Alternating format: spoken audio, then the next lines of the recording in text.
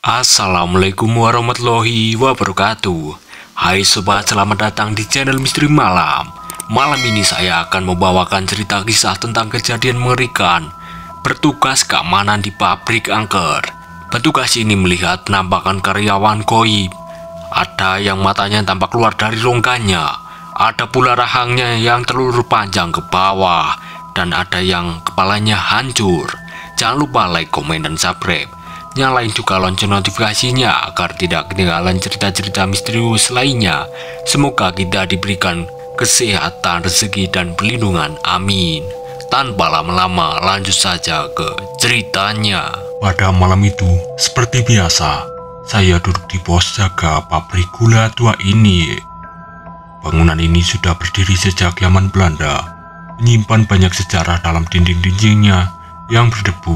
Saya Wanto, 32 tahun, sendirian menjalankan tugas shift malam. Suasana sepi. Saya mengisap kopi panas sambil membolak-balik halaman buku yang saya bawa untuk mengusir kebosanan. Mata saya sesekali melirik ke arah monitor CCTV, memastikan semua aman terkendali. Jam yang menunjukkan pukul 23.30, masih panjang malam yang harus saya lewati. Tiba-tiba saya mendengar suara aneh dari arah gudang tua di sudut pabrik. Awalnya saya pikir hanya tikus atau kucing liar, tapi suara itu semakin jelas. Jam dinding kini menunjukkan pukul 22.30. Saatnya untuk melakukan pemeriksaan rutin. Saya melakukan buku dan gelas kopi yang sudah setengah kosong, lalu beranjak dari kursi. Sambil menghela nafas, saya mengambil senter dan tongkat satpam.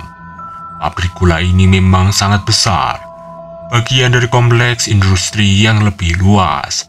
Di siang hari tempat ini dipenuhi hiruk-pikuk pekerja dan deru mesin.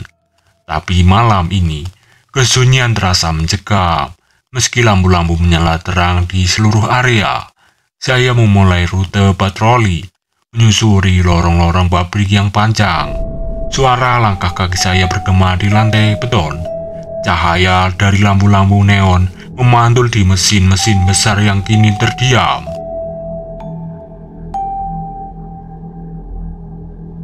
Mata saya was-was mencari tanda-tanda kehidupan atau kehadiran penyusup atau hal-hal mencurigakan. Meskipun pabrik ini aman dan jarang ada masalah, saya tetap waspada. Bagaimanapun banyak orang yang mungkin tertarik dengan peralatan mahal atau produk di dalam ini. Saya terus berjalan melewati gudang penyimpanan, ruang produksi hingga ke sudut-sudut tersembunyi pabrik. Udara terasa lembab dan manis. Sisa-sisa aroma gula yang diproduksi siang tadi masih tercium samar. Tiba-tiba, saya mendengar suara gemerisik dari arah gudang tua. Di ujung kompleks, jantung saya berdebar lebih kencang. Apakah itu hanya tikus, atau mungkinkah ada penyusup? Dengan hati-hati saya melangkah mendekati sumber suara itu. Namun, tidak ada siapa-siapa di sana. Tidak ada tikus satupun. Lalu saya melangkah masuk ke ruang produksi. Senter di tangan menyorot ke sekeliling. Suara langkah kaki saya bergema di ruangan besar ini. Mesin-mesin raksasa yang biasanya bergemuruh kini terdiam, bagai monster besi yang tertidur. Saya menyusuri deretan mesin, memastikan semuanya telah dimatikan dengan benar. Tiba-tiba, telinga saya menangkap suara denguran samar. Saya berhenti. Saya menajamkan pendengaran. Ya, ada tidak beres. Mengikuti arah suara, saya bergerak ke pojok ruangan. Cahaya senter saya menerangi sebuah mesin pengolah gula yang masih menyala. Lampu indikatornya berkedip-kedip, menandakan mesin ini luput dari prosedur shutdown. Ayolah, ceroboh sekali. Gumam saya sedikit kesal. Ini bisa berbahaya. Bukan hanya pemborosan listrik, tapi juga resiko kerusakan mesin atau bahkan kebakaran. Saya mendekati panel kontrol mesin tersebut. Untungnya sebagai satpam yang sudah lama bekerja di sini, saya tahu prosedur dasar mematikan mesin ini. Dengan hati-hati saya menekan tombol-tombol yang diperlukan, mengikuti urutan yang benar. Perlahan denguran mesin mereda hingga akhirnya berhenti sepenuhnya. Ruangan kembali sunyi, hanya menyisakan suara nafas saya yang sedikit memburu karena ketegangan.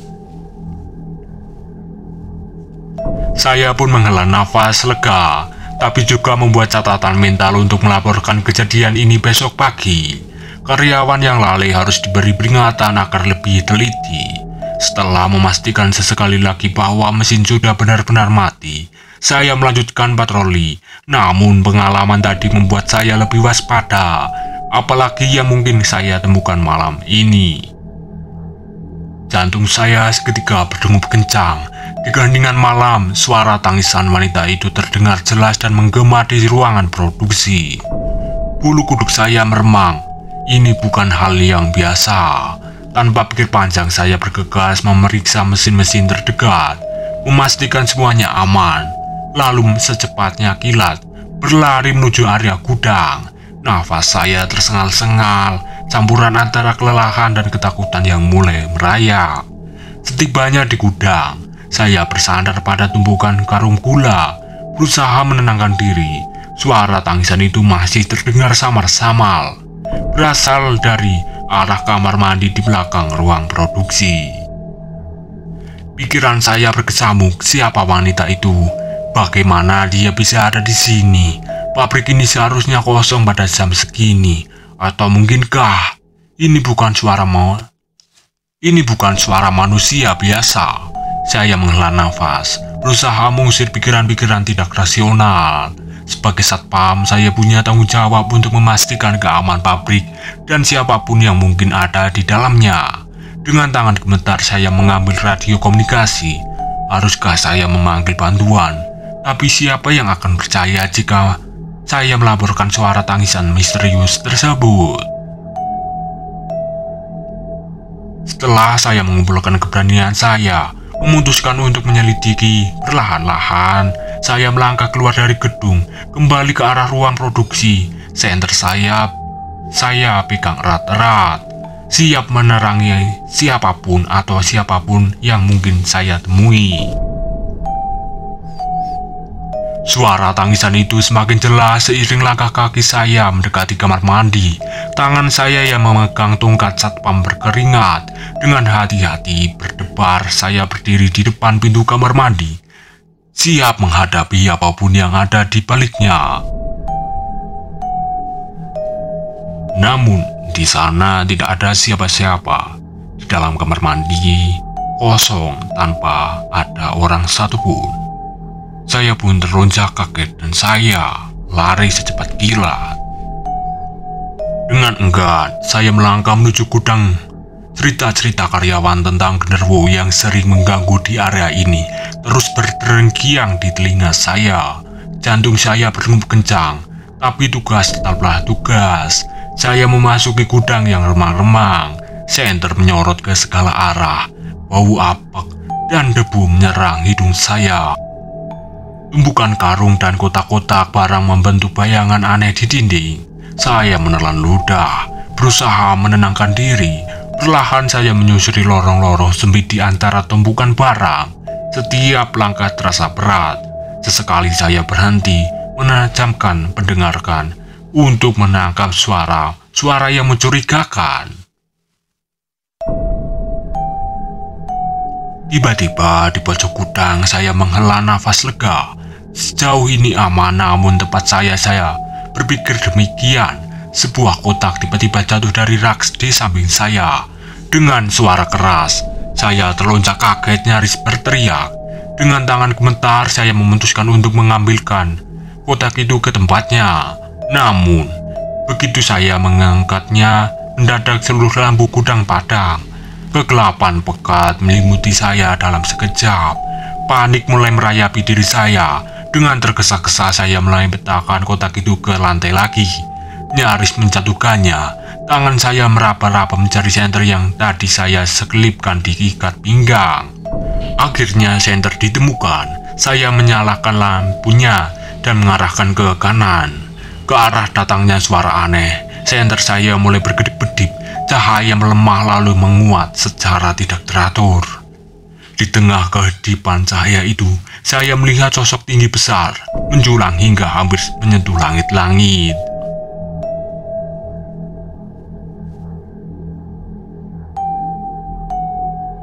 Kulitnya yang gelap dan berbulu, matanya merah menyala menatap tajam ke arah saya.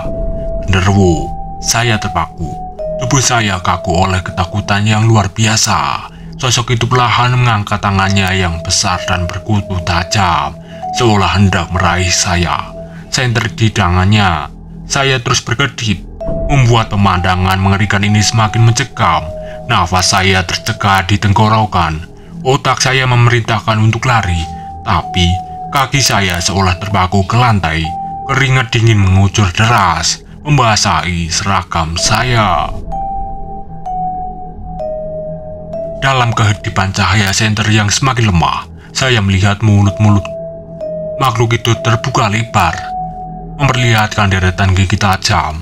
Suara geraman rendah mulai terdengar, membuat bulu kuduk saya berdiri. Saya ingin berteriak, tapi tidak ada suara yang keluar. Hanya ada ketakutan yang mencekam setiap inci tubuh saya. Sementara sosok mengerikan itu semakin mendekat dalam kegelapan gudang yang mencekam.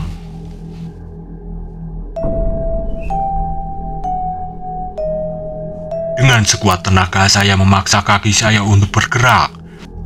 Saya melesat keluar dari gudang, tidak berani menoleh ke belakang, takut akan apa yang mungkin mengejar. Tiba-tiba semuanya gelap. Ketika kesadaran saya kembali, saya merasa bingung, mata saya mengerjap-kerjap, menyesuaikan dengan cahaya yang kini menerangi ruangan. Saya menyadari bahwa saya terbaring di lantai pos jaga. Dengan kepala masih pusing, saya bangkit perlahan dan melihat jam dinding pukul 4.37 pagi. Saya berkesiap, tidak percaya dengan apa yang saya lihat. Bukankah terakhir kali saya ingat masih pukul 11 malam?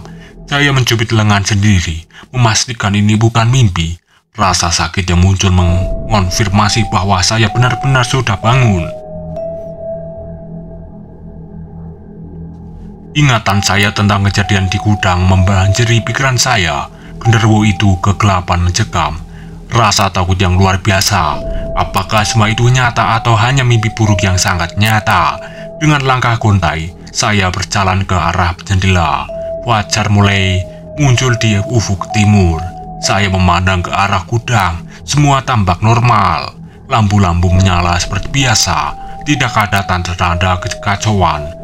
Saya mengusap wajah, masih merasakan sisa-sisa ketakutan. Mungkinkah saya pingsan karena ketakutan dan baru sadar sekarang? Tapi, bagaimana saya kembali ke pos jaga? Setelah saya menenangkan diri dengan secangkir kopi, saya merasakan dorongan untuk ke kamar mandi. Dengan enggan saya melangkah keluar dari pos jaga menuju kamar mandi yang terletak di luar, berjajar dengan gudang. Udara pagi yang dingin menyentuh kulit saya, membuat bulu kuduk kembali meremang. Suasana pabrik masih sepi, hanya ada suara cangkrik dan hembusan angin. Saya masuk ke dalam kamar mandi, berusaha untuk tidak memikirkan kejadian aneh sebelumnya. Namun, baru saja saya hendak menyelesaikan urusan saya, tiba-tiba pintu kamar mandi tertutup dengan keras. Saya mencoba membukanya tapi sia-sia. Pintu itu terkunci dari luar. Jantung saya kembali berdegup kencang. "Halo, ada orang di sana?" Saya berteriak tapi tidak ada jawaban. Kemudian saya mendengarkannya. Suara tangisan pelan dari kamar mandi sebelah. Suara yang sama dengan yang saya dengar sebelumnya di ruang produksi. Tubuh saya membeku. Keringat dingin mulai mengucur. Saya mulai mengedor pintu dengan panik, berusaha sekuat tenaga untuk keluar. Entah berapa lama waktu berlalu, akhirnya pintu terbuka. Saya terhayung keluar, nafas tersengal-sengal. Begitu saya keluar, lampu-lampu di sekitar area kamar mandi dan gudang mulai berkedip-kedip.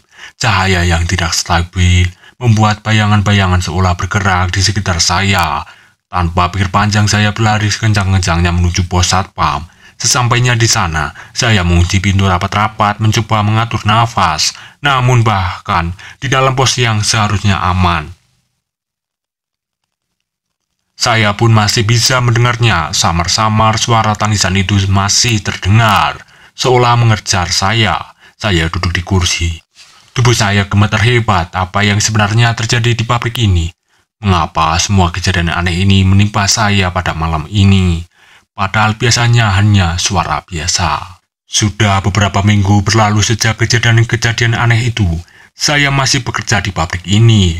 Meski dengan keengganan yang sulit disembunyikan, malam ini seperti biasa saya melakukan patroli rutin. Jam menunjukkan pukul 11 malam ketika saya memasuki ruang produksi. Suara dengung mesin yang biasanya terdengar kini digantikan kesunyian malam. Lampu-lampu neon berdenging pelan menciptakan bayangan-bayangan aneh di antara peralatan pabrik. Saya melangkah perlahan, senter di tangan saya menyorot ke segala arah. Tiba-tiba saya melihat sesuatu di ujung. Sosok yang tampak seperti karyawan pabrik. "Hei," saya berseru, "area ini terlarang di jam segini." Sosok itu bergerak, dan saya terkesiap. Apa yang saya lihat membuat darah saya seolah membeku.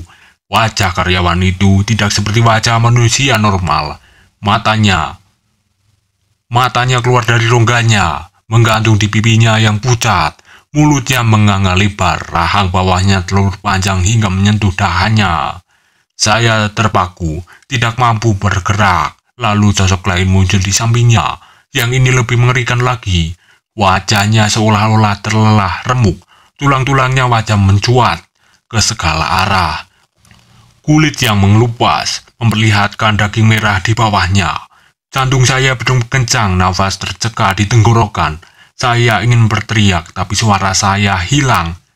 Sosok-sosok itu mulai bergerak ke arah saya. Gerakan mereka tersenda-senda tidak wajar. Saya melihat lebih banyak karyawan bermunculan dari balik mesin-mesin. Ada yang kepalanya hancur sebelah. Ada yang lehernya terpelintir tidak wajar. Ada pula yang tubuhnya seolah telah terbakar hingga kosong. Kaki saya lemah, saya jatuh terduduk, senter di tangan saya jatuh dan berguling di lantai, menciptakan bayangan-bayangan mengerikan yang bergerak-gerak di dinding. Sosok-sosok itu semakin mendekat. Saya bisa mencium bau busuk yang menyengat yang membuat mual. Suara-suara aneh mulai terdengar. Campuran antara erangan, kesakitan, dan geraman mengerikan. Dengan seluruh kekuatan yang tersisa, saya memaksa diri untuk bangkit. Kaki gemetar hebat, saya berbalik dan berlari sekencang-kencangnya menuju pintu keluar. Suara langkah kaki saya bergema di ruangan, bercampur dengan suara-suara mengerikan dari karyawan-karyawan itu. Saya tidak berani menoleh ke belakang, takut akan apa yang mungkin saya lihat. Nafas saya tersengal-sengal, saya terus berlari hingga mencapai pos jaga. Mengunci pintu rapat-rapat, saya merobos ke lantai. Tubuh saya gemetar hebat. Malam itu saya tidak berani keluar dari pos jaga lagi. Cerita tamat. Jangan lupa untuk like, komen, dan subscribe. Nyalain juga lonceng notifikasinya agar tidak ketinggalan cerita-cerita yang lebih menarik berikutnya. Terima kasih.